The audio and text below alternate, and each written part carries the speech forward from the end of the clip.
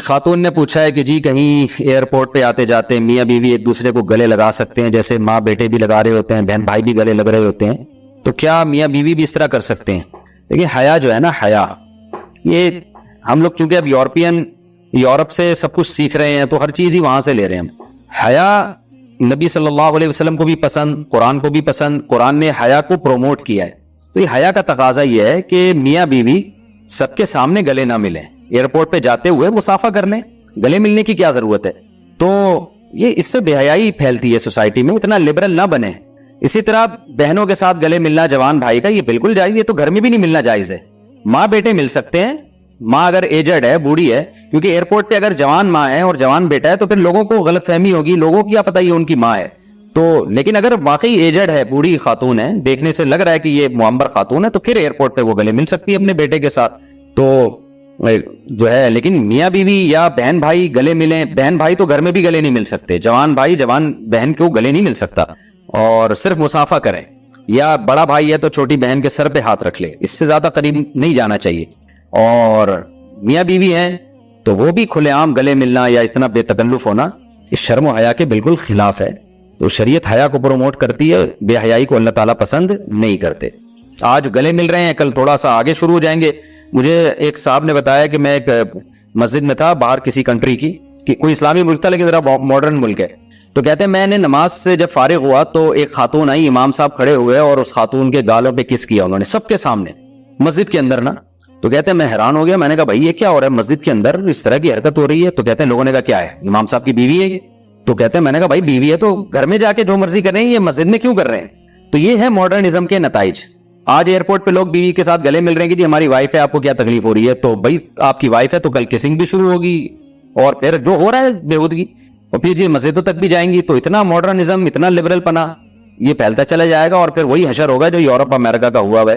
تو اس لیے میاں بیوی میں اللہ نے پردہ نہیں رکھا، لیکن بند کمرے کے اندر، اور کھلے عام ان کو ریزرو ہونا چاہیے، اس طرح بے تکلف نہیں ہونا چاہیے جس طرح سے آج کل ہونا شروع ہو گئے۔ اسی طرح خواتین بھی گلے مل رہی ہیں آج کل مردوں کے سامنے ایک دوسرے سے، بہت یہ بھی غلط ہے۔ تو مردوں کے سامنے بے شک خواتین آپس میں مل رہی ہیں، لیکن مردوں کی موجودگی میں یہ حرکت کرنا بہت بڑی بے حیائی ہے اور حیا کے بالکل خلاف ہے۔ تو نارملی عورت کے سامنے ایک دوسرے سے گلے ملے تو وہ فی نفسی تو ایک جائز عمل ہے، لیکن دیکھیں یہ زمانہ فتنوں کا ہے، یہ زمانہ جو ہے بے حیائی کا زمانہ ہے، اس میں جتنا باڈی کا دوسرے سے ڈسٹینس رکھے اتنا ہی اچھا ہے۔ ایک دوسرے کے ساتھ اپنے جسم کو اس طرح ملانا، بے تکلفی کرنا، یہ فتنوں کا دور ہے، اس میں ہومو سیکسولیٹی بھی آج کل بہت پھیل رہی ہے۔ تو میں یہ نہیں کہہ رہا کہ جو گلے مل رہے ہیں وہ غلط ہیں، لیکن اسلام چاہتا ہے کہ برائی کے جو اسباب ہیں نا ان کو بھی ختم کیا جائے۔ مثال کے طور پر کوئی ایجڈ آدمی کسی ٹین ایجر لڑکے کے ساتھ بے تکلف ہو رہا ہے تو ہم منع کرتے ہیں، علماء بھی منع کرتے ہیں، بھائی تم کیوں اس اپنے سے کم عمر بچے کے ساتھ اتنا فری ہو رہے ہو؟ اب وہ دلیل دے کہ اس کی قرآن و حدیث میں غلط ہونے کی دلیل کیا ہے؟ تو ایسا تو کہیں نہیں ہوگا قرآن نے منع کیا کہ چھوٹے بچے جو ہے اجنبی بچہ آپ اس کو پیار نہ کریں۔ ہم یہی کہیں گے کہ قرآن کیا کہتا ہے کہ برائی کے اسباب اور وسائل کے قریب بھی مت جاؤ۔ تو آج کل سوسائٹی میں ہومو سیکسولیٹی، بچوں کے ریپ کے واقعات، بچوں کے ساتھ بدفعلی کے واقعات بڑھ رہے ہیں، بلکہ ان کو تو قانونی تحفظ دینے کی کوشش کی جا رہی ہے۔ تو ایسے موقع پہ ریزرو ہونا پڑے گا، اس بڑی عمر کے آدمی کو کہا جائے گا کہ آپ اپنے اس سے کم عمر بچوں کے ساتھ ایسے فری مت ہوں، ان سے جسمانی جو ہے نا آپ فزیکل ڈسٹینس رکھیں ان سے۔ اب وہ جواب میں کہے کہ کیا آپ کی نیت، کیا آپ مجھے برا سمجھتے ہیں؟ تو ہم کہیں گے بھائی ہم آپ کو برا نہیں سمجھتے، لیکن 100 میں ایک اگر برا ہوتا ہے نا تو وہ اس کلچر کا فائدہ اٹھاتا ہے ناجائز، تو اس ایک برے کی وجہ سے 99 پہ بھی پابندی لگائی جاتی ہے۔ تو جیسے مردوں میں اس طرح کی ہومو سیکسولیٹی پھیل رہی ہے، خواتین میں بھی بہت زیادہ اس طرح کی جو ہے نا وہ حرکتیں پھیل رہی ہے میڈیا کے ذریعے، اور اس کو پروموٹ بھی کیا جا رہا ہے۔ تو اگر 100 خواتین میں ایک بھی اگر بری ہے تو 99 کو روکا جائے گا اس عمل سے، تاکہ اس ایک بری کو بھی موقع نہ ملے۔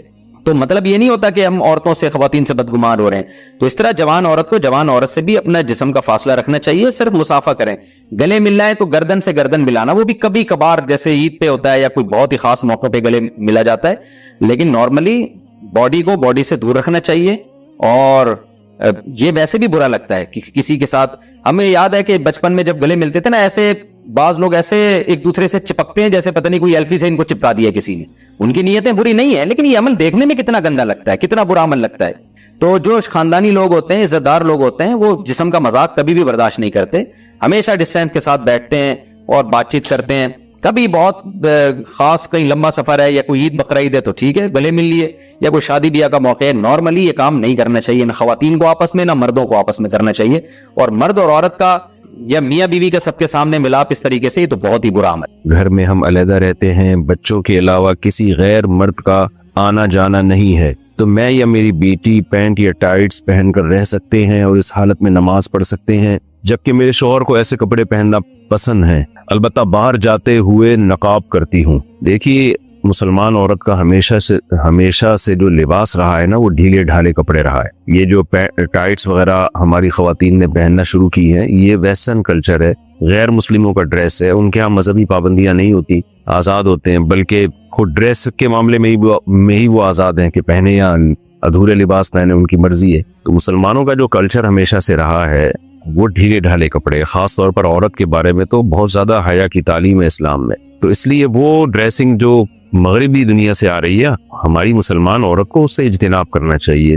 انسان کے ڈریس کا نا اس کے ذہن پر بہت بڑا اثر پڑتا ہے. تو آپ نے بتایا کہ گھر میں کوئی غیر مرد نہیں ہوتا, ٹھیک ہے غیر مرد گھر میں نہیں ہوتا, تو لیکن بچے تو ہوتے ہیں نا, تو بیٹیاں تو ہوتی ہیں, تو بیٹیاں ماں سے پھر وہ ڈریسنگ سیکھتی ہیں. جب غیر مرد نہیں ہے تو پردے کے وہ حکام نہیں ہیں, تو بے پردگی کا تو کوئی گناہ نہیں ہوگا. لیکن یہ کہ وہ بچیاں سیکھیں گی نا وہ ڈریس, تو کیوں اپنی بچیوں کو ایسے ڈریس سکھائے جا رہے ہیں جو اسلامی تعلیمات کے سے میچ نہیں کرتے. یعنی میں نہیں کہہ رہا کہ وہ کوئی خاتون اگر پینٹ پہنتی ہیں اور اوپر اگر اس کے شرٹ بھی ہو نا, لمبی شرٹ ہو, تو وہ حرام تو نہیں عمل کہلائے گا یہ, کیونکہ اوپر لمبی شرٹ ہے. جیسے نماز میں ہم نے دیکھا ہے بعض مرد پینٹ پہنتے ہیں, اس کے اوپر تھوڑی شرٹ نیچے لمبی ہوتی ہے, تو اس میں ایسا نہیں ہوتا کہ وہ سطر کے آزاد نمایاں ہو رہے ہوں. تو اس لیے اگر کوئی خاتون اوپر شرٹ پہن لیتی ہیں جو ذرا لمبی شرٹ ہو, یا قمیص پہن لیتی ہیں, تو وہ ٹھیک ہے, کیونکہ پردہ ہو جاتا ہے مکمل, بشرطے کہ شرٹ بھی ذرا ڈھیلی ڈھالی ہو. لیکن یہ کہ بہرحال حیا کے مطابق نہیں ہے. یعنی جیسے حیا کا جو تقاضا ہے وہ یہی ہے کہ عورت وہی ڈریسنگ پہنے جو مسلمانوں کی ڈریسنگ, مسلمان عورتوں کی ہمیشہ سے ایک ڈریسنگ چلی آ رہی ہے, ڈھیلے ڈھالے کپڑے پہنے وہ. تو اس لیے آپ کو میں مشورہ دوں گا, قطع نظر اس سے کہ حلال و حرام کیا ہے, گنجائش تو دی جا سکتی ہے. اگر میں نے بتایا جیسے پینٹ کے اوپر ایک کرتا پہن لے خاتون, تھوڑا سا لمبا کرتا ہو, تو گنجائش تو ہے, لیکن ایسی ڈریسنگ کو فروغ نہیں دینا چاہیے. اور خاص طور پہ اپنے بچوں کو حیا سکھانی چاہیے, بیٹیوں کو. تو حیا ختم ہونے سے بڑے مسائل کھڑے ہو جاتے ہیں فیوچر میں. تو اس لیے میں آپ کو یہی دوں گا کہ شریعت کی روشنی میں ترغیب اسی کی ہے کہ آپ ایسا ڈریس نہ پہنیں. رہا مسئلہ یہ کہ شوہر کو ایسی ڈریسنگ پسند ہے, تو ٹھیک ہے, شوہر میاں بیوی کا جو پرسنل معاملات ہوتے ہیں تو وہ بند کمرے میں ہی ہونے چاہیے.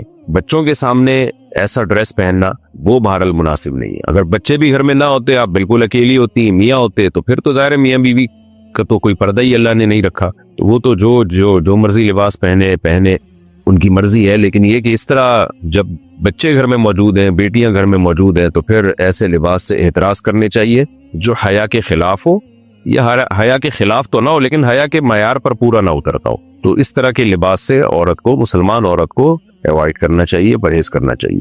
میاں بیوی کا ویڈیو کال پر ایک دوسرے کا برہنہ جسم دیکھنا, یہ سوال اگرچہ حیا کے خلاف ہے لیکن بہت زیادہ پوچھا جاتا ہے یہ سوال, تو اس لیے میں بیان کر رہا ہوں. میں سعودی عرب میں رہتا ہوں, میری زوجہ پاکستان میں رہتی ہیں, ہم ویڈیو کال کرتے ہیں, تو اگر ویڈیو کال میں ہم ایک دوسرے کا جسم دیکھیں تو کیا یہ جائز ہے یا نہیں, اس میں کوئی گناہ تو نہیں ہے؟ ایک صاحب نے پوچھا ہے سعودی عرب سے. یہ سوال بہت سارے لوگ پوچھتے ہیں کہ میاں بیوی ایک دوسرے سے دور ہوتے ہیں, ان میں ایک شہوت پیدا ہو چکی ہوتی ہے, خواہش بھڑک رہی ہوتی ہے, تو اپنی خواہش کی تکمیل کے لیے پھر شوہر اکثر مطالبہ یہ شوہروں کی طرف سے ہوتا ہے, وہ بیوی کو بے لباس ہونے کا کہتے ہیں. تو دیکھیں جائز تو ہے, میاں بیوی ایک دوسرے کو دیکھ سکتے ہیں, ایک دوسرے سے فائدہ اٹھا سکتے ہیں, اللہ نے ایک دوسرے کے لیے حلال کیا ہے. لیکن مسئلہ یہ ہے کہ جب وہ فزیکلی ایک دوسرے سے اتنا دور ہیں تو اس سے فائدہ کیا ہوگا, اس سے تو اور شہوت بھڑکے گی, اس کو پورا کیسے کریں گے؟ سعودی عرب میں ایک آدمی بیٹھ کر اپنی بیوی کو اسکائپ پہ دیکھ رہا ہے, نیوڈ حالت میں دیکھ رہا ہے, تو جذبات بھڑکیں گے نا اس سے. اب وہ جذبات کی تکمیل کیسے ہوگی؟ یا تو وہ ہاتھ کے ذریعے اپنی تکمیل کریں گے, یہ بھی حرام ہے, یا وہ شوہر جب ایک دماغ اس کا خراب ہوگا تو ادھر ادھر زنا کی طرف مائل ہوگا. بیوی قریب میں ہوتی تو چلو اپنی خواہش اس سے پوری کر لیتا, وہ تو پھر ایک دوسرے کی خواہش کو بھڑکانے کے لیے کچھ بھی طریقہ اختیار کریں وہ جائز ہے, لیکن دور ہیں تو وہ خواہش بھڑکا کے اس کو اس کی تکمیل کیسے ہوگی؟ تو اس لیے یہ اس سوال کا جواب میں انہی لوگوں سے پوچھتا ہوں جو یہ عمل کرتے ہیں. تو ہاتھ کے ذریعے اپنی خواہش پوری کرنا بھی حرام ہے, اپنے ہاتھ کے ذریعے اپنی خواہش پوری یہ بھی حرام ہے, اور زنا کرنا بھی حرام ہے. تو یہ سب چیزیں تو حرام ہے. تو میاں بیوی تو ایک دوسرے کو دیکھ سکتے ہیں برہنہ حالت میں, اس میں کوئی گناہ نہیں ہے, لیکن یہ کہ یہ چیز جو آگے شہوت بھڑکے گی اس کی تکمیل کیسے ہوگی, تو وہ حرام طریقے سے اس کی تکمیل جائز نہیں ہے. تو اگر میاں بیوی صبر کر لیں کہ بھئی شوہر کو تو چاہیے کہ جب بیوی سے دور رہتا ہے تو اپنی خواہشات کو ٹھنڈا کرنے کے طریقے استعمال کرے وہ, تاکہ میری خواہشات بھڑکے نہیں اور میں حرام کی طرف نہ جاؤں. دوسرا مسئلہ یہ کہ انٹرنیٹ پر جب اس طرح سے آپ کرتے ہیں تو فی نفسی ہی ایک چیز جائز ہے. میں نے بتایا کہ ناجائز ہونے کی کوئی دلیل نہیں ہے, لیکن اس میں جو ہم نے ماہرین سے سنا ہے کہ انٹرنیٹ کی جو ویڈیوز ہیں وہ لیک بھی ہو سکتی ہیں, وہ ہیک بھی ہو سکتی ہیں, آپ کے اکاؤنٹ ہیک ہو سکتا ہے. تو اس میں ایسا نہ ہو کوئی ہیک کر کے پھر بلیک میل کرے اور آپ کی عزت کا جنازہ نکالے. تو انٹرنیٹ پر اس طرح کی حرکتیں بہرحال عزت بھی داؤ میں لگنے کا اس سے خطرہ ہوتا ہے, تو اس میں احتیاط بہرحال ضروری ہے. باڈی بلڈنگ مقابلوں میں حصہ لینا. ہمارے ہاں باڈی بلڈنگ کے مختلف قسم کے مقابلے ہوتے ہیں. اس میں پینٹ کو ناف سے تھوڑا نیچے سے پہننا ہوتا ہے اور وہ گھٹنے تک ہوتی ہے. تو کیا اس میں حصہ لے سکتا ہوں یا نہیں؟ محمد رفیع الدین انڈیا سے. دیکھیں, ناف سے لے کے گھٹنے تک کا جو حصہ ہے یہ سطر میں داخل ہے, اس کا چھپانا فرض ہے. علاج معالجے کی نیت سے تو ڈاکٹر کے سامنے ایک مجبوری میں کھولنے کی مجبوری کی حد تک گنجائش ہے. یہ مقابلے کوئی شرعی مجبوری تو نہیں ہے نا, لیکن ناف سطر میں داخل نہیں ہے. تو ناف کے نیچے سے جو ایریا ہے اور گھٹنے سمیت یہ علاقہ سطر میں داخل ہے, اس کو چھپانا بہرحال فرض ہے. تو اگر آپ اس طرح سے مقابلوں میں حصہ لیتے ہیں کہ ناف تو کھلی ہے لیکن آگے ناف سے نیچے کا جتنا ایریا گھٹنے تک, گھٹنے سمیت وہ اگر ڈھکا ہوا ہے تو پھر انشاءاللہ کوئی گناہ نہیں ہوگا.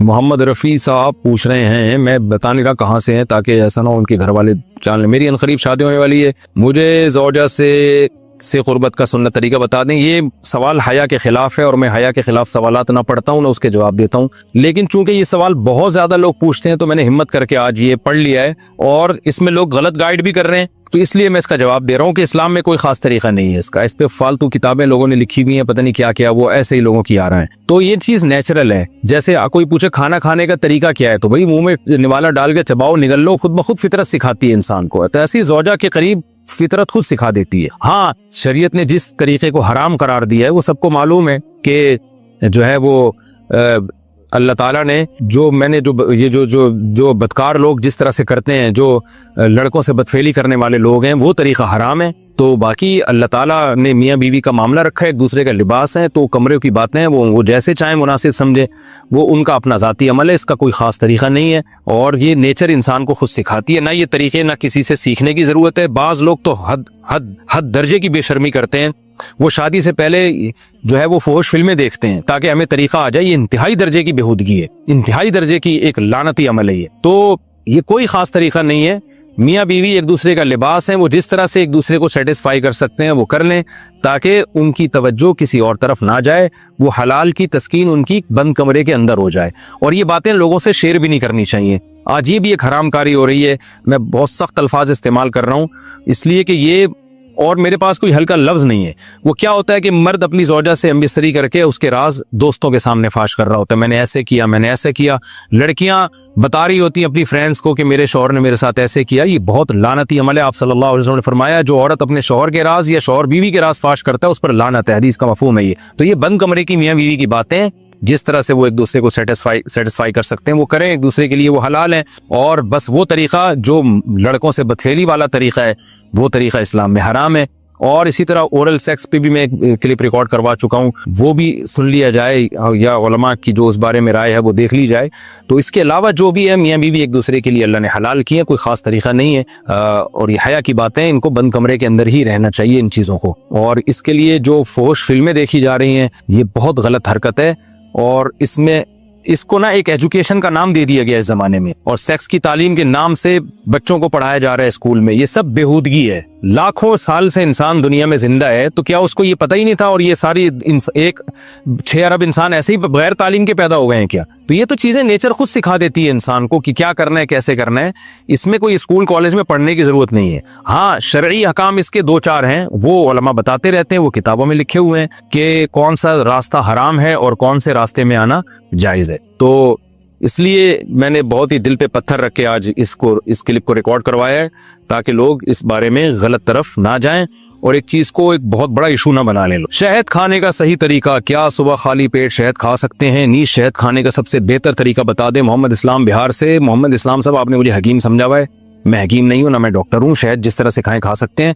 اچھا، شہد کے فضائل میں اتنی بات تو ثابت ہے کہ اس میں شفا ہے. باقی کھانے کے جو طریقے حدیثوں میں بیان کیے جاتے ہیں نا، یہ ضعیف من گھڑت حدیثیں اکثر، کہ جو خالی پیٹ شہد کھائے گا اس کو یہ فائدہ ہوگا، ایسی کوئی روایتیں نہیں ہیں، موضوع من گھڑت روایتیں ہیں. کچھ شہد کے بارے میں حدیث صحیح بھی ہے، لیکن عام طور پر جو حکیموں کی کتابوں میں حدیثیں لکھی ہوتی ہیں اکثر من گھڑت ہے. تو شہد کھائیں، بس نیار منہ کھائیں، ناشتے کے بعد کھائیں، یا آپ جانیں، آپ کا پیٹ جانے، آپ کے محلے کے ڈاکٹر یا حکیم جانے. تو میں تو آپ کو یہ بتاؤں گا کہ کھائیں ضرور، خالص شہد و بچرتے کے. پوچھتے ہیں کہ جی اللہ تعالیٰ قرآن مجید میں ارشاد فرماتے ہیں تم ان عورتوں سے نکاح کرو جو تمہیں پسند ہو. میں کم و بیش 2 سالوں سے اپنے والدین کو ایک لڑکی کے لیے قائل کرنے کی کوشش کر رہا ہوں کہ میں وہاں نکاح کرنا چاہتا ہوں، مگر والدین راضی نہیں ہو رہے. وہ لڑکی بھی ہمارے خاندان کی ہے، کوئی ذات برادری کا مسئلہ بھی نہیں ہے. وہ صرف اس وجہ سے انکار کر رہے ہیں، ایک وجہ سے انکار کر رہے ہیں، وہ یہ ہے کہ میرے تایا اور تائی جو کہ اس لڑکی کے نانا اور نانی ہیں، ان کی کچھ باتوں سے اختلاف ہے. اختلاف کی وجہ مجھے بتائی نہیں گئی. اگر اس کا کہیں رشتہ ہو گیا تو ایسے میں ظاہر ہے میرے والدین میرا کہیں اور کر دیں گے. اگرچہ مجھے یقین ہے کہ جو لڑکی وہ میرے لیے پسند کریں وہ شاید اس سے بہتر ہوگی، لیکن میں اس لڑکی جو والدین میرے لیے پسند کریں وہ مان، عزت، محبت، یہاں تک کہ اس کے حقوق کی ادائیگی سے میں قاصر رہوں گا. ایسے میں اپنے والدین کی بات مان کر اللہ کا مجرم بنوں گا، اور بے قصور لڑکی کا بھی جو میرے لیے وہ پسند کریں گے اس کا بھی میں مجرم بنوں گا. برائے مہربانی کو مشورہ دیجیے. مفتیان کرام کو ہمارے گھر میں عزت کی نگاہ سے دیکھا جاتا ہے، ماشاءاللہ ماشاءاللہ. تو آپ کے والدین کو میری نصیحت ہے کہ بچہ جہاں چاہ رہا ہے وہاں شادی کر دیں. اس کے نانا، تائی اور تائے، نانا، اتنا تو آدم علیہ السلام تک معاملہ پہنچے گا. پتہ نہیں باپ دادا میں ابو جہل بھی ہو سکتا ہے کہیں بیچ میں آ رہا ہو صدیوں پیچھے جا کے. تو جہاں بچہ کہہ رہا ہے وہاں اس کی شادی کر لیں. اللہ تعالیٰ آپ کو شادی کرنے کی توفیق عطا فرمائے. چلیں جی آگے چلتے ہیں. باقی آپ سمجھدار ہیں خود ہی، میں آگے جملہ صراحتاً دہرانا نہیں چاہ رہا، میرے کلپ اس بارے میں موجود ہیں. بس میں آپ کے والدین کو نصیحت کر رہا ہوں کہ بلا وجہ کی وہ انا کا مسئلہ نہ بنائیں. بچے جب مرضی کی شادی نہیں ہوتے، بیوی کو پھر صحیح طرح محبت نہیں دے پاتے، بڑی لڑائیاں ہوتی ہیں، بڑے واقعات ہیں اس میں خاندانوں میں. اگلے کا گھر تباہ نہ کریں آپ، آنے والی بہو کا. کسی 17 سال کے مسلمان بچے کی زبان سے کفر یا شرک کے الفاظ ادا ہو جائیں تو کیا اس کی توبہ قبول ہوگی اور اس کی عبادت قبول ہوگی یا نہیں؟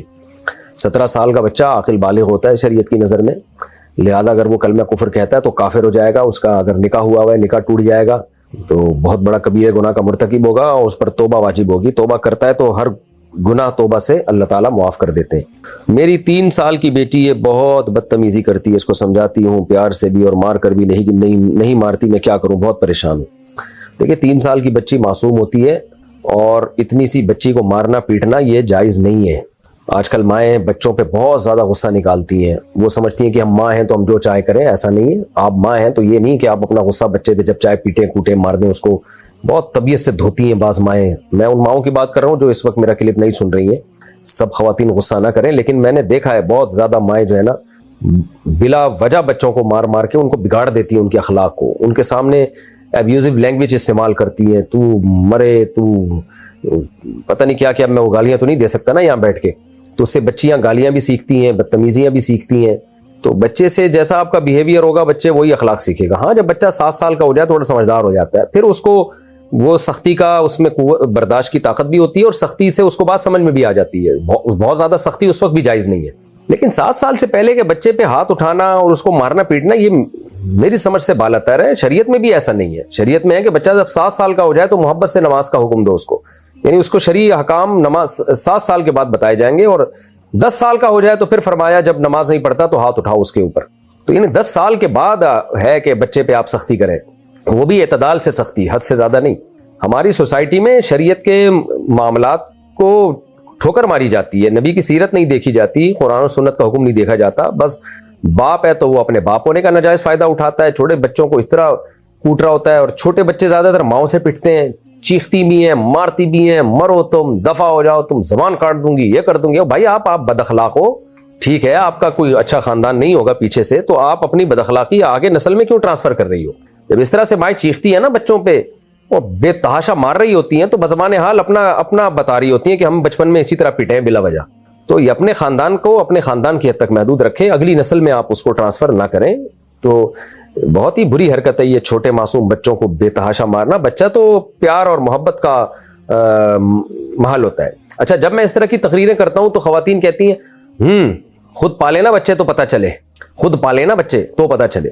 تو ایسے تانے دے کے کسی کی زبان بند کر دینا آسان ہے. بھائی عورت کی ذمہ داری ہے بچے پالنا, پیدا کرنا, اس کو پالنا. ہماری ماؤں نے بھی ہمیں پیدا بھی کیا, پالا بھی, ان کا احسان ہے. باپ کی ذمہ داری ہے شیلٹر دینا, نان نفقہ اٹھانا. چھوٹا بچے کو تو ماں ہی زیادہ تر, میں نہیں کہہ رہا کہ باپ نہ پالے, باپ بھی گود میں اٹھائے اس کو, کبھی باپ بھی ماں کا ساتھ دے دیا کرے. بالکل ہی ریزرو ہو کے بیٹھے رہنا بالکل غلط ہے. لیکن اکثر میں نے دیکھا چھوٹے بچوں کو باپ نہیں مارتے, مائیں بہت کوٹ رہی ہوتی ہیں. تو بہرحال یہ کوٹنا پیٹنا چاہے باپ کی طرف سے ہو یا ماں کی طرف سے ہو, دونوں طرف سے غلط ہے, اور اس سے بچہ بگڑتا ہے, آپ کے لیے عذاب جان بنتا ہے وہ بعد میں جا کے, اخلاق تباہ ہو جاتے ہیں. تو 3 سال کی بچی کو بالکل مارنا پیٹنا چھوڑ دیں. آپ شرارتیں کر رہی ہیں, آرام سے بٹھا دیں ایک جگہ, بہت زیادہ ہو تھوڑا سی آنکھیں دکھا دیں اس کو, ہلکا سا ڈانٹ دیں اس کو, اس سے زیادہ نہیں. اور جو اتنی سی بچی چڑچڑی ہوتی ہے نا, وہ چڑچڑی صحت کی خرابی کی وجہ سے ہوتی ہے. جن بچوں میں کوئی کمی ہوتی ہے, کسی چیز کی باڈی میں کمی ہوتی ہے, کوئی ضروری منرلز ہیں اس کی کمی ہے, اس میں کوئی وائٹامن ہے اس کی کمی ہے, تو وہ چائلڈ اسپیشلسٹ کو بتائیں آپ کہ بچہ بہت زیادہ چڑچڑا ہے. وہ ٹیسٹ ویسٹ لکھ کے دے دے گا کہ کیا چیز کی کمی ہے, وہ کمی پورا کرنے کی کوشش کریں, کیلشیم کی کمی ہے یا کس چیز کی کمی ہے. چھوٹا بچہ اگر بہت زیادہ چڑچڑا ہے تو وہ بد اخلاق ہونے کی وجہ سے نہیں ہوتا, وہ کمزوری کی وجہ سے ہوتا ہے, اس میں کوئی کمی ہوتی ہے. تو اس کا علاج یہ نہیں ہے کہ مار کے اس کو سدھارا جائے, اس کا علاج یہ کہ چائلڈ اسپیشلسٹ کسی اچھے ڈاکٹر کو دکھائیں. ایک ڈاکٹر سے فائدہ نہیں ہو رہا, دوسرے کو دکھائیں. تو کچھ اس کی باڈی میں کچھ چیزیں اوپر نیچے ہوئی بھی ہوتی ہیں, وہ پلک پانا لے کے اسکرو ٹائٹ کر دیتا ہے اس کے, اور سب چیزوں کو سیٹنگ پہ لے آتا ہے, اس کی ٹیوننگ کر دیتا ہے, بچہ سیٹ ہو جاتا ہے. تو اتنا چھوٹا بچہ اگر چڑچڑا ہے, دیکھیں اس کی مثال ہے, بچے کی جب نیند پوری نہیں ہوتی تو کیسا روتا ہے, پاؤں لات مار رہا ہوتا ہے, ہاں ہو کر رہا ہوتا ہے. تو وجہ اس کی ہے کہ اس کی نیند پوری نہیں ہوئی ہے. تو جب نیند پوری ہو جاتی ہے کیسا کھلکھلاتا ہے, بلا وجہ کہہ کے مار رہا ہوتا ہے بچہ, یعنی کوئی ہنسنے کی بات نہیں بھی ہوتی تو بھی ہنس رہا ہوتا ہے. تو یہ صحت ہے تو دل باغ ہوتا ہے, گارڈن ہوتا ہے. صحت نہیں ہوتی تو وہ پھر بچہ پریشان ہوتا ہے, کیونکہ بچہ باہر کے ماحول سے متاثر نہیں ہوتا. بچہ اپنے اندر ہی کی خرابی ہے تو اسی سے وہ خوش بھی ہوگا, اگر وہ خرابی ہے تو پریشان ہوگا, خرابی نہیں ہے تو خوش ہوگا.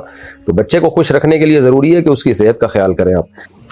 اچھا بھائی, میرے اوپر چھپکلی گر گئی تھی, کیا مجھے سونے کے پانی سے غسل کرنا ہوگا؟ ہاں چھپکلی گر گئی تھی تو کچھ بھی نہیں ہے, چھپکلی ناپاک نہیں ہوتی, پاک ہوتی ہے, کچھ بھی نہیں ہوا. چھپکلی گر گئی تو کچھ بھی نہیں ہوا اس سے. محمد غوث یا محمد خان, بعض لوگ چھپکلی سے اتنا ڈرتے ہیں ان پہ چھپکلی گر جائے نا تو پھر ان کو غسل دینا فرض اس لیے ہوتا ہے کہ ان کا انتقال ہو چکا ہوتا ہے خوف کی وجہ سے, پھر ان کو عام پانی سے یا نیم کے پتوں سے غسل دیا جائے ان کو. محمد غوث انڈیا سے, کیا رہن کا گھر کرائے پر دے سکتے ہیں؟ اس سے جو کرایہ آئے گا وہ جائز ہے یا ناجائز؟ جائز نہیں ہے, کیونکہ رہن جو ہے نا, آپ نے دین کے بدلے میں ایک چیز لی ہوئی ہے تو آپ اس سے فائدہ نہیں اٹھا سکتے, مشروط فائدہ. ہاں جس نے رہن آپ کو دیا ہے وہ گھر, اور اس سے کوئی ایگریمنٹ بھی نہیں تھا, ویسے ہی وہ کہہ دے کہ یار اب تمہارے پاس رکھا ہوا ہے تو کوئی بات نہیں یار, تم کرایہ بھی لیتے رہو, تو جائز ہے پھر, کیونکہ سود مشروط معاہدے کو, جو مشروط نفع ہوتا ہے اس کو بولتے ہیں. لیکن اس میں اس بات کا بہرحال خطرہ موجود ہے کہ جس نے دین لیا ہوا ہے, قرض لیا ہوا ہے, عین ممکن ہے وہ آپ کو گھر کرائے پر دینے کی اس لیے اجازت دے رہا ہو کہ تاکہ آپ جلدی قرض نہ مانگو, تو پھر یہ سود ہی ہوگا. اس لیے احتیاط یہی ہے کہ نہ دیا جائے کسی بھی صورت میں کرائے پر دے دیا تو کرایہ سارا اس کے حوالے کیا جائے جس کا گھر ہے. حکومت کی طرف سے ایک اسکیم ہے جس میں چھوٹی بچی کے 500 روپے ہر مہینے حکومت کو دینے ہوتے ہیں. بچی بڑی ہونے پر وہ 4 یا 5 لاکھ روپے واپس کرتے ہیں, کیا یہ رقم جائز ہے یا ناجائز؟ اگر گورنمنٹ اس کو کاروبار میں لگاتی ہے اور نفع اور نقصان کی بیس پہ پروفٹ دیتی ہے تو جائز ہے, لیکن مجھے نہیں لگتا کہ ایسا ہوتا ہوگا. بظاہر یہ ایسا ہی ہے کہ بس وہ متعین نفع پکڑا دیتی ہے تو پھر یہ سود ہی ہے. نشے کی حالت میں جب بندے کی بات کی کوئی قانونی حیثیت نہیں ہوتی تو اس حالت میں طلاق کیسے واقع ہو جاتی ہے؟ دیکھیں, قانونی حیثیت نہیں ہوتی, دنیا کے قانون میں, شریعت کے قانون میں اس کی حیثیت ہوتی ہے. لیکن دنیا کا قانون یہ کہ نشے میں کسی نے قتل کر دیا تو اس کو پھانسی پہ لٹکایا نہیں جاتا, لیکن شریعت کے قانون میں ہے, پوری امت کا اجماع ہے کہ آپ نشے میں بندہ مار دیں تو آپ کو اسے قصاص لیا جائے گا, آپ کو بھی لٹکایا جائے گا, آپ کی بھی گردن اڑائی جائے گی. تو یہ کہنا کہ نشے میں کوئی بھی تصرف نافذ ہی نہیں ہوتا, یہ اپنا بنایا ہوا فلسفہ ہے آپ کا, شریعت میں ایسا نہیں ہے. اور طلاق کا مدار شریعت نے زبان پہ رکھا ہے, زبان پہ. تو نشے میں انسان کی جو ہے 2 جہتیں ہوتی ہیں. ایک جہت تو یہ ہے کہ وہ پراپر اس کا دماغ کام نہیں کر رہا, لیکن ایک جہت یہ ہوتی ہے کہ وہ بالکل ایسا بھی نہیں ہوتا کہ بالکل ہی اس کا دماغ معاف ہو جائے جیسے کہ سوتے ہوئے آدمی کا ہوتا ہے یا جب پاگل دیوانے کا ہوتا ہے. ایسا بھی نہیں ہوتا. یہی وجہ ہے کہ نشے میں جب کوئی طلاق دیتا ہے نا, بیوی کو دیتا ہے, اپنی ماں کو نہیں دے رہا ہوتا, بہن کو نہیں دے رہا ہوتا طلاق. آج تک میں نے نہیں دیکھا کہ نشہ کر کے آدمی آئے اور اپنی والدہ کو طلاق دے رہا ہو یا بہن کو طلاق دے رہا ہو. اس کو پتا ہوتا ہے کہ بیوی کون ہے, ماں کون ہے. تو ان کمبختوں کا دماغ جو ہے نا, یہاں تو چل رہا ہوتا ہے کہ بیوی ہے, اس کو طلاق دینی ہے, اور طلاق دے کے پھر یہ کہتے ہیں ہمارا دماغ کام نہیں کر رہا تھا. تو تیرا دماغ کام نہیں کر رہا تھا تو بیوی کو کیوں دی طلاق؟ تو نے غفار بھائی کو کیوں نہیں دے دی, ستار بھائی کو کیوں نہیں دے دی؟ تو اسی لیے علماء نے بیان کیا ہے کہ نشے میں ایسا نہیں ہوتا کہ انسان بالکل مغلوب العقل ہو جائے اور اس کے تصرفات شرعی طور پر بالکل ہی کالعدم ہو جائیں. ایسا نہیں ہوتا. تو دونوں جہتیں ہوتی ہیں. ایسا بھی نہیں ہوتا کہ 100% دماغ کام کر رہا ہو, ایسا بھی نہیں ہوتا کہ دماغ بالکل ہی کام نہ کر رہا ہو. اس لیے فقہاء نے اعتدال والی رائے اختیار کی ہے کہ اگر نشہ کسی اور نے کرا دیا ہے اس کو زبردستی, تو پھر اس کو معذور سمجھا جائے گا, پھر یہ طلاق دیتا ہے تو نہیں ہوتی. لیکن اگر نشہ اس نے خود کیا ہے تو پھر یہ معذور نہیں ہے, اپنے تمام تر تصرفات کا پھر یہ ذمہ دار ہوگا. اگر قتل کرتا ہے کسی بندے کو تو اس کو بھی قتل کیا جائے گا, طلاق دیتا ہے تو اس کی طلاق نافذ ہوگی. لوگ کہتے ہیں کہ نشہ اس نے کیا, بیوی کا کیا قصور ہے؟ طلاق میں شریعت نے یہ نہیں دیکھا کہ بیوی کا قصور ہے یا نہیں. ایک آدمی بلا وجہ بیٹھے بیٹھے بیوی کو طلاقیں دے دے تو اس میں کیا قصور ہے بیوی کا؟ تو طلاق میں شریعت نے زبان پہ حکم کا مدار رکھا ہے کہ زبان سے الفاظ نکال دیے تو ہو گئی. اس لیے نشہ کر کے کوئی اگر بیوی کو طلاق دیتا ہے تو طلاق واقع ہو جاتی ہے. اور باقی خواتین کو میں کہتا ہوں کہ اگر شوہر نے 3 طلاقیں دے دی نشے میں تو پھر ادھر ادھر سے فتوے نہ لیتی پھرا کرو کہ طلاق نہیں ہوئی, شکر ادا کرو کہ ہو گئی ہے طلاق. کیونکہ جو آدمی نشے میں طلاقیں دے سکتا ہے نا, وہ نشے میں 3 گولیاں بھی مار سکتا ہے, نشے میں 3 چاقو بھی مار سکتا ہے. تو بس اللہ نے جان چھوڑا دی, اس پہ اللہ کا شکر ادا کرو کہ نشے میں اس نے طلاق دی ہے, کوئی اور اس سے بڑا کام نہیں کیا. ورنہ اگر ادھر ادھر سے خواہشات کی بیس پہ فتویٰ لے کے رہ لی تو کل ہو سکتا ہے 3 گولیاں مار دے آپ کو نشے میں آ کے. تو پھر رشتہ دار یہی کہیں گے نشے میں تھا, کوئی مسئلہ نہیں ہے یار, فتویٰ لے لو, قصاص نہیں ہے, پھانسی نہیں ہے. وہاں سب جا کے کہیں گے نہیں جی اس کو ہم پھانسی پہ بھی لٹکائیں گے, بہنوئی کو یا داماد کو, کیونکہ اس نے گولی ماری ہے. اب نشے کو وہاں لوگ کوئی عذر نہیں سمجھتے کہ لوگ جو ہے نا کہ یہ کوئی عذر ہے. تو شریعت میں یہ ہے کہ آپ نے نشے میں گاڑی چلاتے ہوئے بندے کو پیل دیا آپ نے, تو بھی آپ سے دیت لی جائے گی, تو بھی آپ کو 2 مہینے کفارے کے روزے رکھنے پڑیں گے. نکاح میں کفو کی شرط مستحب ہے یا واجب؟ کیا غریب اور امیر کا نکاح شریعت میں ہو سکتا ہے؟ دیکھیں نکاح میں کفو کی جو شرط ہے نا وہ لازم ہے. اصطلاح کے شریعت کی اصطلاح میں اس کو میں نے کوئی اصطلاح میری نظر میں فقہی اصطلاح نہیں گزری ہے کہ واجب ہے یا سنت موقدہ ہے. تحقیق کر کے میں بتا بھی سکتا ہوں, کتابوں میں دیکھ لوں گا انشاءاللہ. لیکن سر دست جو اس کا جواب ہے وہ یہ ہے کہ شریعت نے منع کیا ہے, اور منع کرنے کا آخری درجہ کراہت اور مکروہ تو بہرحال ہے ہی, کیونکہ نکاح کی مصلحتیں حاصل نہیں ہوتی اگر لڑکی کا غیر کفو میں نکاح کیا جائے. اس کا بہت زیادہ صحابہ کرام خیال کیا کرتے تھے, حدیث میں بھی ہے, حضرت عمر کا بھی قول ہے کہ عورت کا غیر کفو میں نکاح نہ کیا جائے, کیونکہ عورت ماتحت ہوتی ہے شوہر کے. اگر شوہر اس سے کم درجے کا ہے تو وہ ماتحتی کیسے اختیار کرے گی؟ اس کی مثال ایسے جیسے آرمی میں آپ کسی کو کمیشن آفیسر بنا دیں 8ویں پاس کو, اور بنا دیں PhD اسکالر پہ, اور جو ہے کسی جو ہے وہ بہت زیادہ پڑھے لکھے آفیسر پہ, تو وہ ذہنی طور پر اس کو قبول ہی نہیں کرے گا کہ اپنے سے کمتر کو انسان ایز اے آفیسر یا ایز اے حاکم تسلیم نہیں کرتا ہے. تو عورت کا شوہر اگر اس سے کم درجے کا ہوگا تو عورت کیسے اس کو اپنا ہسبینڈ مانے گی, سر کا تاج کیسے بنائے گی اس کو؟ تو اس لیے 6 چیزیں تو کامن ہیں جو فقہاء نے بیان کی ہیں, اس کے علاوہ بھی عرف میں بھی دیکھا جاتا ہے کہ کون ہم پلہ سمجھا جاتا ہے. باقی غریب اور امیر کی شادی بھی ہو سکتی ہے. بہت زیادہ غریب لڑکا ہے اور لڑکی بہت زیادہ امیر ہے تو پھر یہ لڑکا لڑکی کا کفو نہیں ہے, تو اس لیے ایسی شادی سے اجتناب کرنا چاہیے.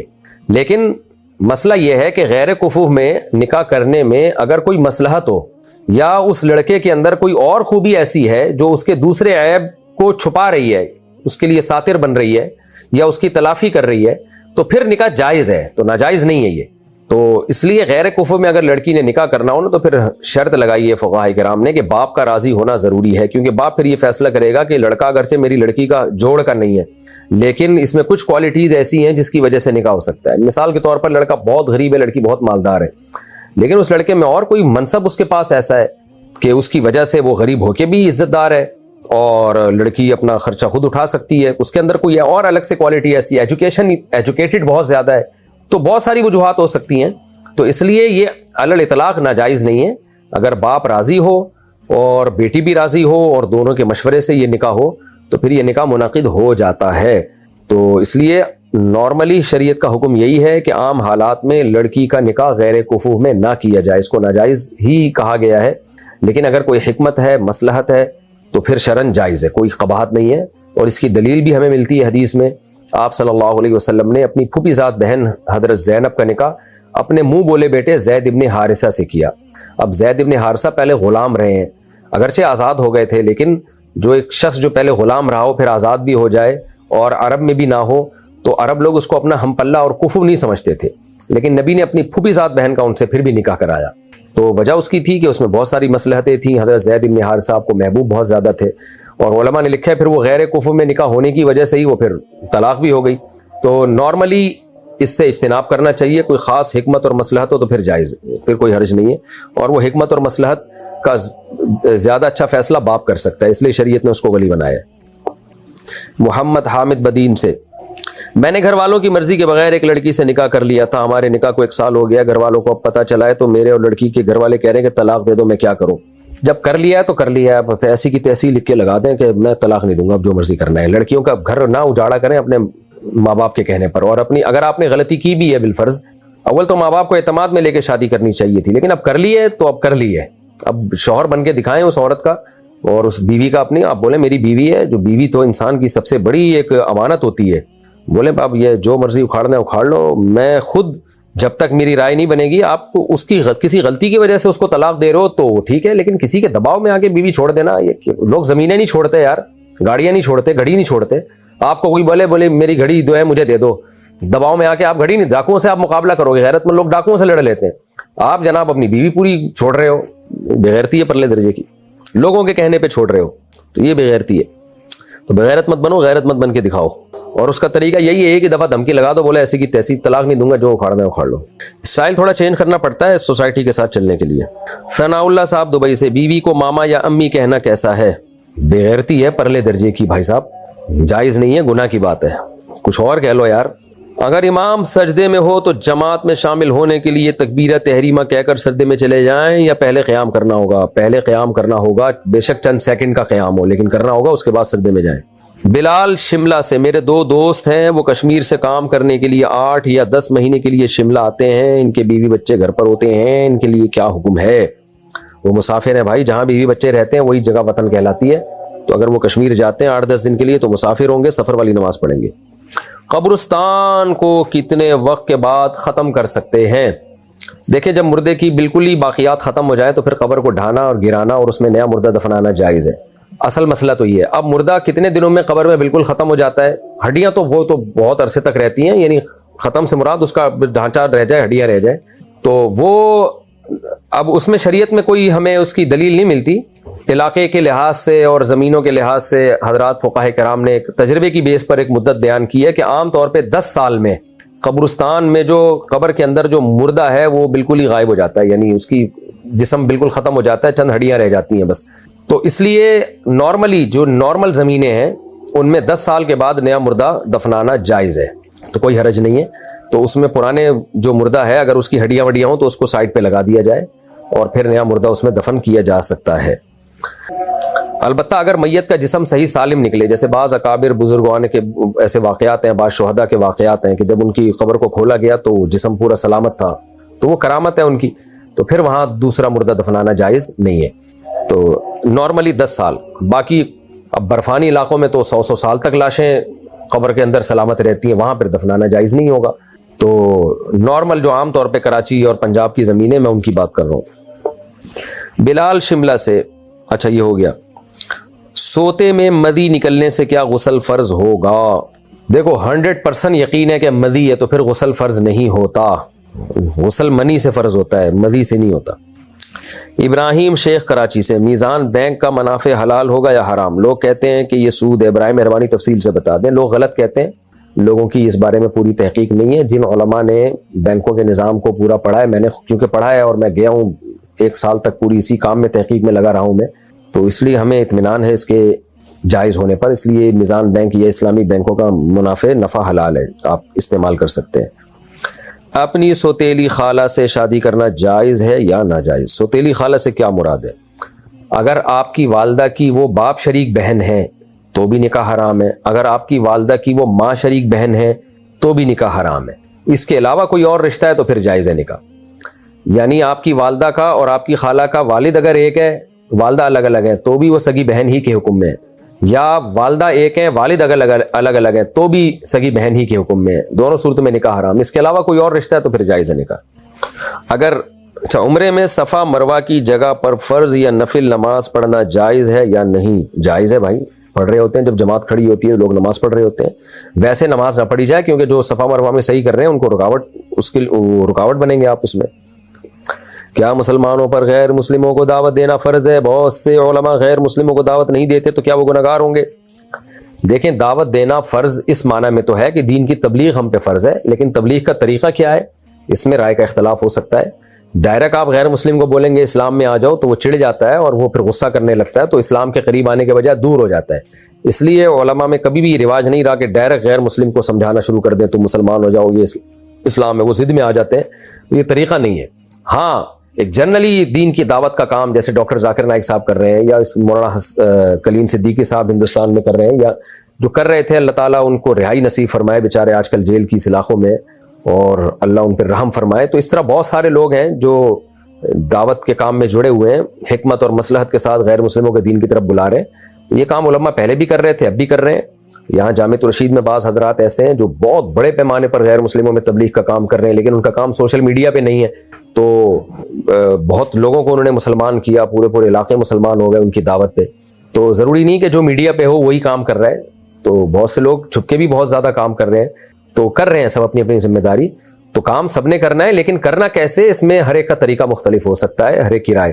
ہاں ڈائریکٹ غیر مسلم کو آپ دعوت دیں گے تم مسلمان ہو جاؤ تم یہ، تو وہ پھر چڑ جاتے ہیں اس سے، تو اس سے اسلام کی تبلیغ کے بجائے وہ اسلام سے دور ہونے کا امکان زیادہ ہوتا ہے۔